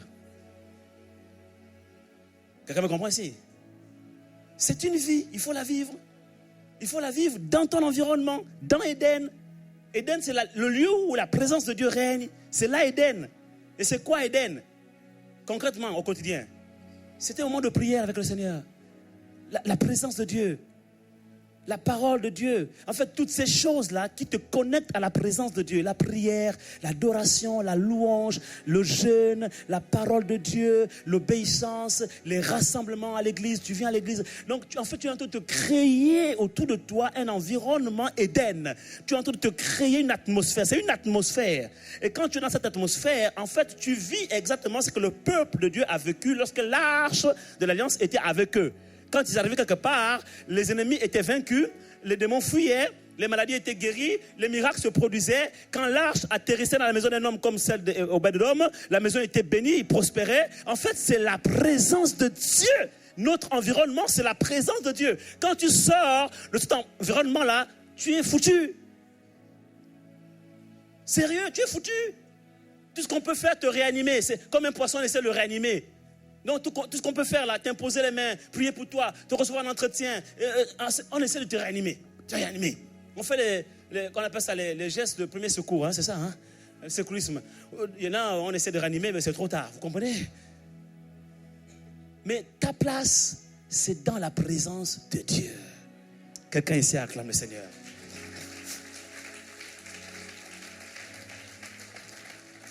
Et si du lundi au dimanche, tu vis hors de la présence de Dieu, ou tu y vas de temps en temps, mon frère, ce ne sont pas les quelques prières qu'on va te faire ici le dimanche qui vont suffire. Ça va te réanimer pendant un temps, ça va te donner un petit bol d'oxygène, et quand tu repars, tu es tout seul face à la vie, tu ressembleras à un poisson qui est hors de l'eau. Tu vas étouffer. Et beaucoup de gens que je reçois en entretien n'ont pas de vie de prière, ne lisent pas la parole de Dieu. On leur fait des parcours pour les aider pendant 7 jours pour apprendre à méditer la parole de Dieu, à prier, quelque chose de vraiment bien conçu. Ils ne s'en occupent même pas. Ils vivent une vie chrétienne au hasard, mais ce n'est pas une vie chrétienne que tu vis. Tu n'es pas chrétien. Tu as accepté Jésus, d'accord, tu es né de nouveau, mais tu ne vis pas ta vie chrétienne. Tu es né de nouveau, mais tu vis comme un poisson. Tu es né de nouveau, tu es comme un poisson, d'accord, mais tu n'es pas dans ton environnement. Donc tu vis une autre vie et c'est difficile quand c'est comme ça. Va te plonger dans le Jourdain. Le Jourdain, c'est le symbole du Saint-Esprit. Les eaux du Saint-Esprit. Ça, c'est un autre enseignement. Pourquoi 7 fois dans le Jourdain? Ça, c'est un autre enseignement. Ça, c'est pas aujourd'hui ça. Mais retenez que le Jourdain, c'est l'image du Saint-Esprit. Quand tu vas te plonger du lundi au dimanche dans la présence de Dieu, le Saint-Esprit, et 7 fois pourquoi? Parce qu'il y a 7 jours dans la semaine. Oh. Te plonger 7 fois, ça veut dire lundi, mardi, mercredi, jeudi, vendredi, samedi, dimanche. Je dois être immergé dans les eaux du Saint-Esprit. Immergé dans la présence de Dieu du lundi au dimanche. Et ma peau deviendra ou redeviendra saine, comme celle d'un jeune homme. C'est l'image ou le symbole de la bonne santé. C'est l'épanouissement. Une peau saine comme celle d'un jeune homme. Pourquoi? Parce que tu as plongé 7 fois dans le Jourdain. Le Jourdain, c'est l'eau. L'eau représente aussi la parole de Dieu. Ça veut dire, il a plongé 7 fois dans la parole. 7 jours dans la parole. Lundi, mardi, mercredi, jeudi, vendredi, samedi, dimanche, 7 jours dans la parole. Je te défie, si ta vie est toujours la même, je prends la Bible, ma Bible je la déchire, ma tablette je la casse. Ça veut dire que le Dieu que je prêche, le Dieu que je vis, que je prie, n'est pas vrai. Oh, je te défie. J'ai lancé ce défi à quelqu'un. J'ai dit, tu sors de mon bureau là, rentre dans 21 jours de jeûne et prière, pas le jeûne de s'abstenir de manger et de boire, le jeûne de l'abstinence du problème qu'il avait. Je ne vais pas le citer ici. Et je dis, et pendant ces 21 jours, reste plongé dans la parole, dans l'adoration, dans la prière, dans la présence de Dieu. Et reviens me voir en entretien après 21 jours. Si réellement tu as appliqué tout ce que je t'ai donné comme instruction prophétique ou divine, et que ta vie est toujours la même, le Dieu que je prie là, je jette la Bible. Et je te défie aujourd'hui. C'est pas pour rien, parole de bénédiction, 7 jours. Essayez. Tous ceux qui ont vraiment essayé, je ne parle pas de ceux qui parcourent. Ils parcourent, oh c'est beau, oh, il y a des révélations. Non. Je parle de ceux qui appliquent les consignes qui sont données au départ, comme un tableau de bord, et qui vivent réellement, qui appliquent ça. Si ta vie est toujours la même, reviens me voir. Dis, prophète, j'ai tout appliqué. Hein. Sérieusement, interroge un peu Dieu là. Il n'y a pas autre chose. Oh, quelqu'un ici acclame le Seigneur. Alléluia.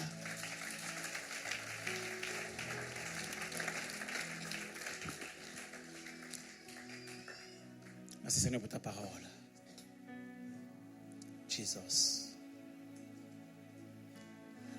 Notre problème aujourd'hui, c'est l'obéissance. Il y a un problème d'obéissance.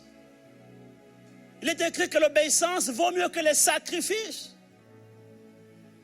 Quand tu n'es pas obéissant, tu es obligé de faire des sacrifices et des sacrifices pour obtenir un résultat que Dieu a prévu que tu obtiennes aussi rapidement et facilement par l'obéissance, simplement.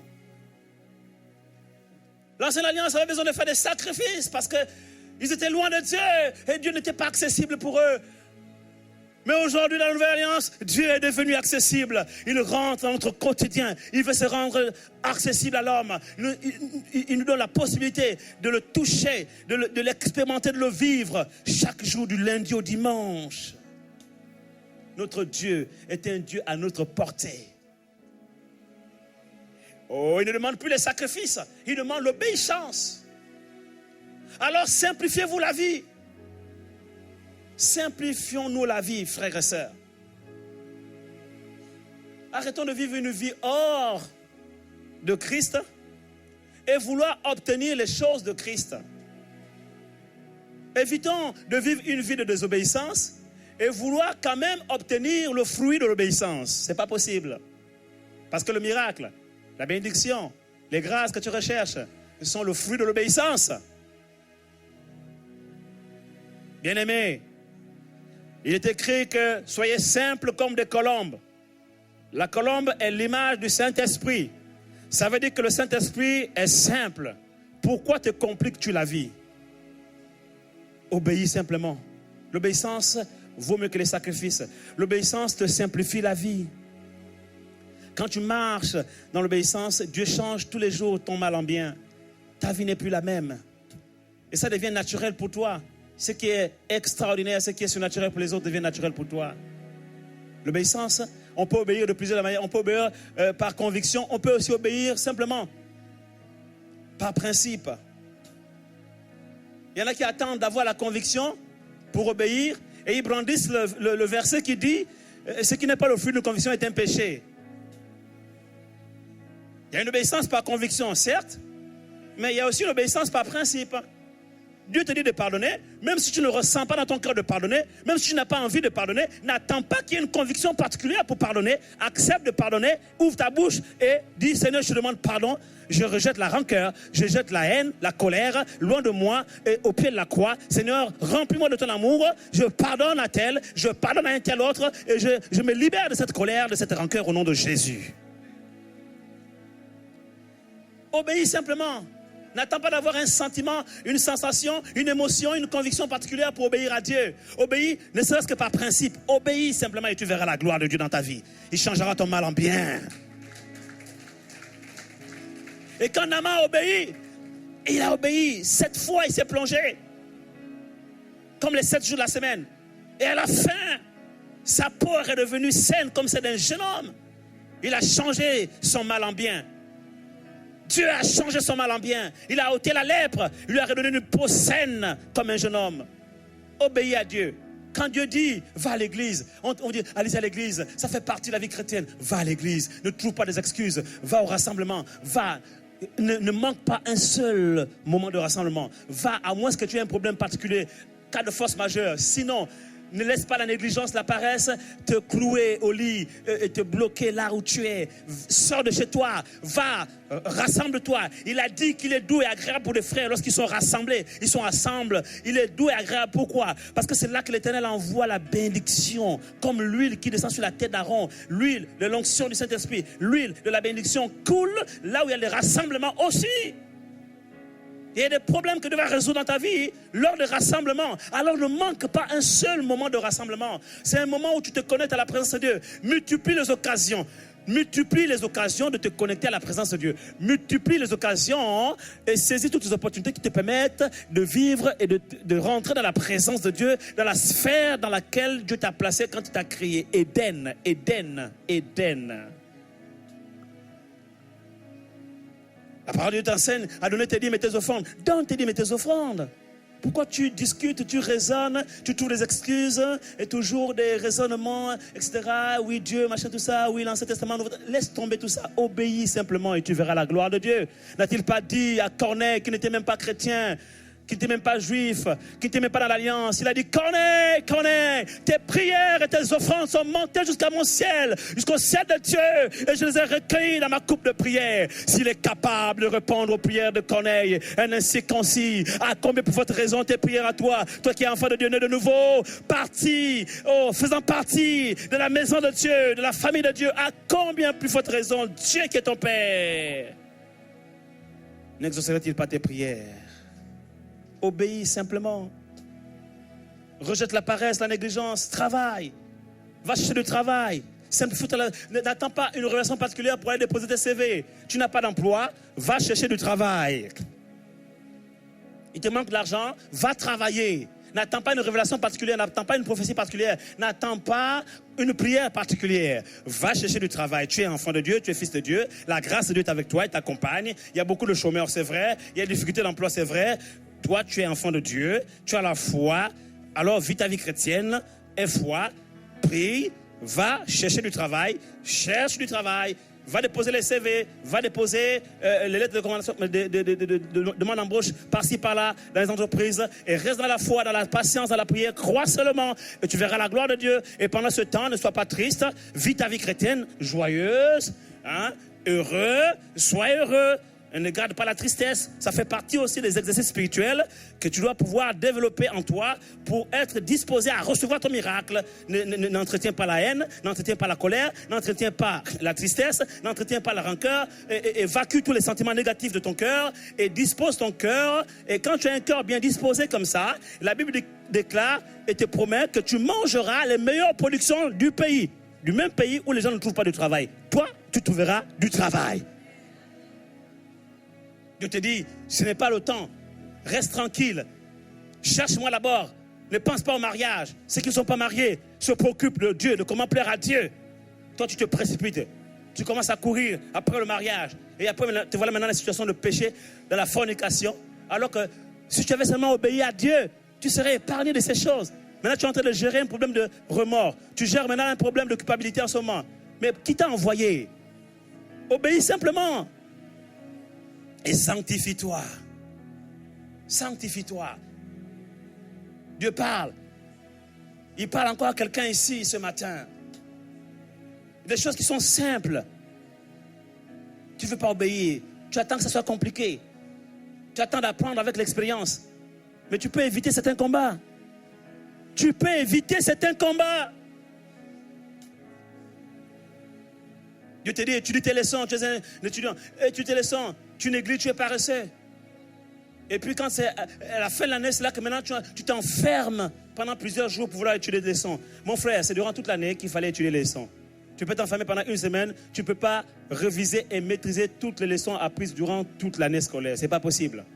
Et maintenant, tu attends un miracle de Dieu, tu attends une grâce de Dieu. Ça peut arriver, mais la vie chrétienne n'est pas faite que de ça. La vie chrétienne est faite de principes. Quand tu appliques ces principes-là, tu es obéissant, tu te simplifies la vie. Tu n'es plus en train de te stresser. Ah, Seigneur, fais grâce. Tu stresses là. Là, tu stresses. Tu stresses en ce moment. Simplifie-toi la vie. Simple comme les colombes.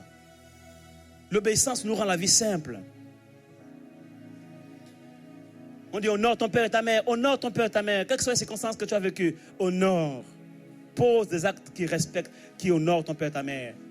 Pardonne ce que tu as. Dieu t'a déjà montré, il t'a enseigné. Ne te complique pas la vie. À force de raisonner, je ne sais pas à qui Dieu parle. À force de raisonner, tu te compliques la vie. Lâche prise, lâche prise. Lâche prise. Libère ton cœur. Laisse que Dieu agisse à travers toi et en toi. Des choses simples que Dieu te demande de faire, tu as du mal à obéir. Voilà pourquoi ta vie est si compliquée. On te dit, il faut prier, prie. Adore Dieu, adore. Développe une relation avec Dieu, développe-la. Et un culte personnel, mets en place un culte personnel. Prie avec ta femme, prie avec ta femme. Prie en famille, prie en famille. Prie avec tes frères, prie avec tes frères. Va à l'église de maison, va à l'église de maison. Viens tous les dimanches à l'église, viens dimanche à l'église. Donne tes dîmes, donne tes offrandes. Ne raisonne pas, ne complique pas. Plus tu te compliques la vie, plus ta vie est compliquée. L'obéissance rend la vie simple. Parce que le Saint-Esprit est comme une colombe, il est simple comme une colombe. Alors toi qui as le Saint-Esprit en toi, sois simple et simplifie-toi la vie. Et tu verras que ta vie sera simple et Dieu changera toujours le mal en bien en ta faveur.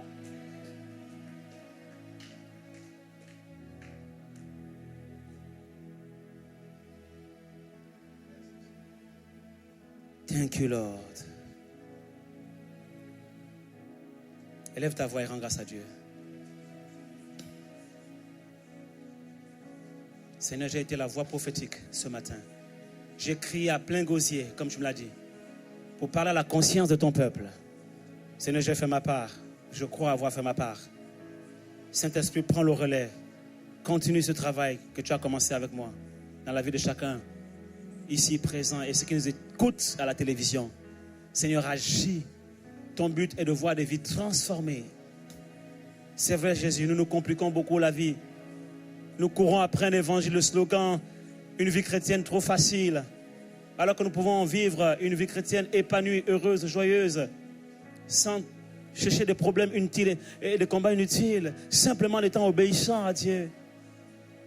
en acceptant de nous plonger dans le Jourdain 7 fois, du lundi au dimanche. Et en faisant ce que tu attends de nous, en obéissant. Et nous verrons la gloire de Dieu au quotidien. Parce que tu prévois nous bénir chaque jour. Du lundi au dimanche, tu prévois nous bénir. Tu nous protèges, tu nous gardes, tu veilles sur nous. Tu nous donnes le souffle de vie.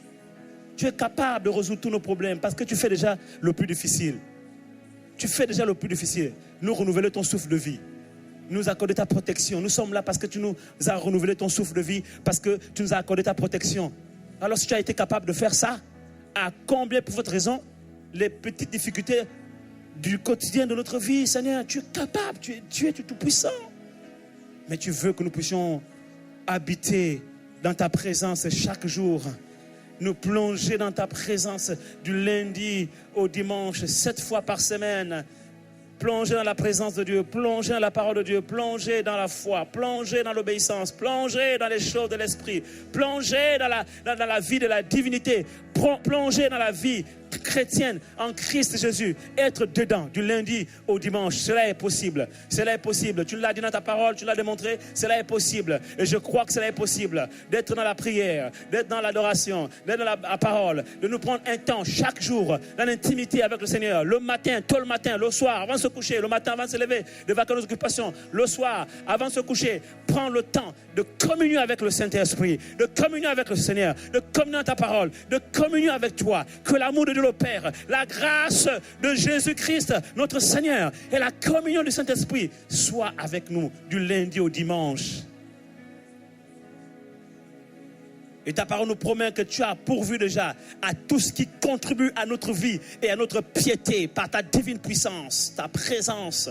Dans ta présence, il y a la provision pour tout ce qui contribue à notre vie et à notre piété. Nous avons simplement besoin de faire nos efforts pour joindre dans notre foi tous les ingrédients nécessaires qui nous permettent d'être vraiment dans la présence de Dieu et dans l'obéissance, afin que notre vie ne soit point oisive, mais qu'elle soit productive, qu'elle soit fertile, qu'elle porte du fruit. Et nous verrons que finalement la vie chrétienne est simple, mais c'est nous qui la compliquons.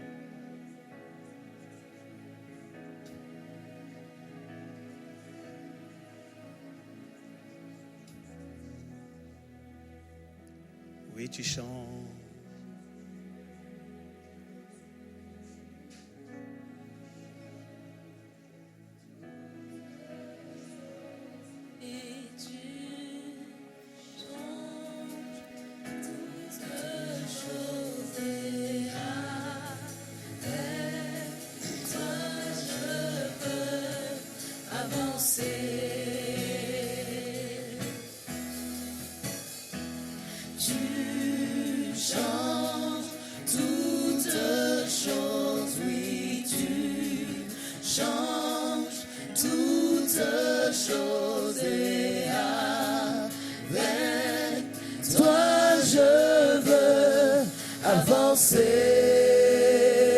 Avancer, oui, tu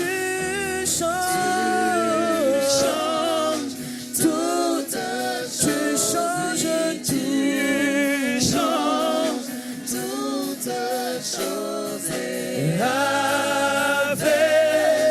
toi, je veux avancer.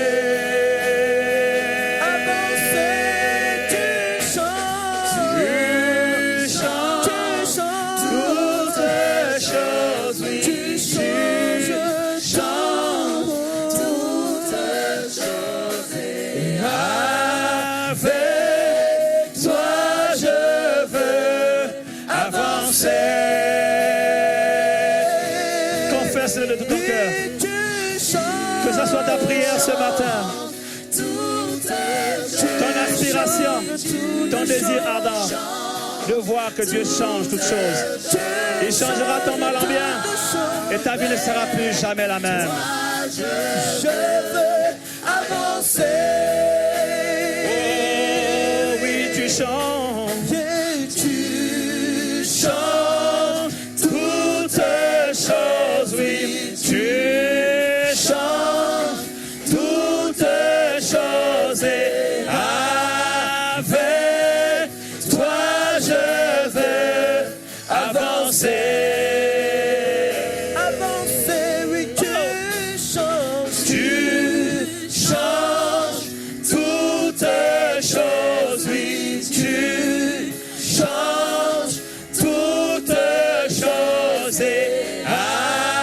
vers toi je veux avancer. Confesse ces paroles comme une prière. Change ma vie, Seigneur.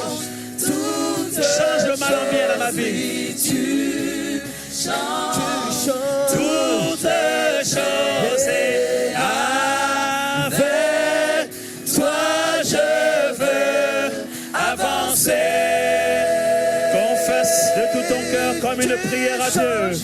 Tu changes toutes choses. oh, tu Change toutes choses. oh,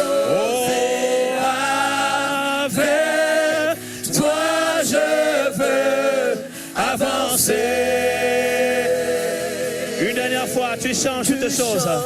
Tu changes toutes choses, oui, tu changes toutes choses. Et avec toi je veux avancer.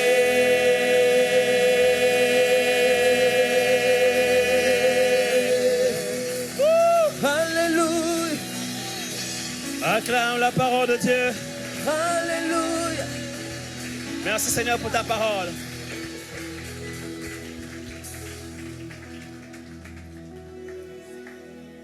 Ce matin, tu vas donner ton offrande à Dieu vraiment par obéissance et non par raisonnement. Tu vas prendre ta dîme, tu vas prendre tes offrandes, tu vas préparer cela. Et nous gardons l'attitude de prière parce que ce n'est pas un acte religieux, ce n'est pas une quête que nous faisons. C'est un acte d'adoration à notre Dieu. Nous adorons Dieu par les paroles de nos bouches, les sentiments de nos cœurs, mais aussi par nos biens, par notre argent. C'est un acte d'adoration. C'est l'expression de notre amour pour le Seigneur. Et plus grand est l'amour de Dieu dans ton cœur, plus grande sera l'offrande que tu feras à Dieu. C'est pourquoi il est écrit que chacun donne selon qu'il a résolu à son cœur, sans contrainte. Pourquoi? Parce que plus l'amour de Dieu abonde dans notre cœur, il n'y a plus de contrainte. Nous donnons proportionnellement à l'amour que nous avons pour Dieu dans notre cœur. Que chacun donne alors selon qu'il a résolu en son cœur, c'est-à-dire proportionnellement au degré d'amour qu'il a pour Dieu. Si tu aimes Dieu à 10%, donne 10%. Si tu aimes Dieu à 30%, donne 30% de tes revenus. Si tu aimes Dieu à 50%, donne 50% de tes revenus à Dieu. Si tu aimes Dieu à 100%, donne tout à Dieu. Donne, comme à l'église primitive, ils avaient tout. Ils donnaient tout à Dieu. Ils avaient atteint une dimension d'amour et de consécration qu'ils donnaient tout à Dieu. Alors comprends que la taille de ton offrande, ou du moins le niveau de ton offrande, révèle aussi en fait le degré de l'amour que tu as pour Dieu. Révèle en fait le degré d'amour que tu as pour le Seigneur. Alors donne à Dieu ce matin, non par contrainte, mais selon le degré d'amour que tu as pour Dieu dans ton cœur. Et tu vas prendre ton offrande, tu vas la lever vers le trône de la grâce, et je vais prier pour ton offrande, et ensuite tu viendras déposer l'offrande et les dîmes que tu as préparées comme acte d'adoration, comme acte d'amour envers ce Dieu que tu aimes tant. Parce que lui, il a tant aimé le monde aussi qu'il a donné son Fils unique. Tout ce qu'il avait de chair. Vois-tu, l'amour qu'on a dans nos cœurs nous presse et nous pousse à donner tout ce qu'on a de meilleur et tout ce qu'on a de chair. Comme cette femme veuve qui a donné tout ce qui lui restait pour vivre alors qu'il ne restait plus qu'une seule pièce d'argent. Voyez-vous, l'amour de Dieu nous presse et nous amène à une dimension de consécration où on ne compte plus ce qu'on donne à Dieu. On donne parce qu'on l'aime. On donne parce qu'on veut que son œuvre avance. On veut que les projets de Dieu aboutissent et que de nombreuses âmes soient sauvées.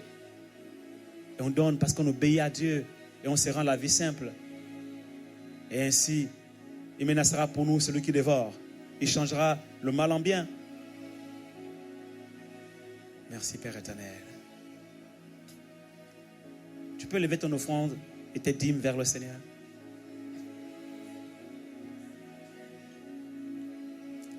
Père éternel, merci pour ces nombreuses mains qui sont levées. Nous sommes là pour d'abord t'adorer et écouter ta parole. Ce sont les seules choses les plus importantes qui nous rassemblent ici dans ce lieu. C'est pour cela qu'en ce moment, alors que nous avons écouté ta parole et que nous continuons à t'adorer avec nos biens, notre argent, reçois cette offrande que nous te donnons ce matin. Accepte-la, Seigneur, oh Dieu. Et reçois-la. Agrée-la comme un sacrifice de bonne odeur, je t'en supplie. Car nous t'offrons ce que nous recevons de toi. Nous reconnaissons que ce que nous avons vient de toi. C'est pourquoi, en signe de reconnaissance, nous venons t'offrir cela. Oui, prends tout, Seigneur. Prends mon offrande, prends mon cœur en offrande, prends ma vie entière en offrande. Je m'offre à toi. Avec tous mes biens, je m'offre à toi. Mon argent t'appartient. Ma maison t'appartient. Ma voiture t'appartient. Ma famille t'appartient. Mes enfants t'appartiennent. Seigneur, prends tout. Prends tout. Et moi, je suis en paix parce que si tu as tout entre tes mains, alors je peux dormir en paix parce que je sais que c'est en sécurité. Tout est en sécurité. Mes finances sont en sécurité. Mes enfants sont en sécurité. Ma famille est en sécurité. Tout ce qui m'appartient est en sécurité parce que j'ai tout déposé entre tes mains et je t'ai tout donné, ça t'appartient. Je n'ai plus à gérer, c'est toi qui gères. Moi, je suis là juste, j'écoute ce que tu me demandes de faire et j'obéis. Prends tout, Seigneur. Merci, Seigneur. Au nom de Jésus. Amen.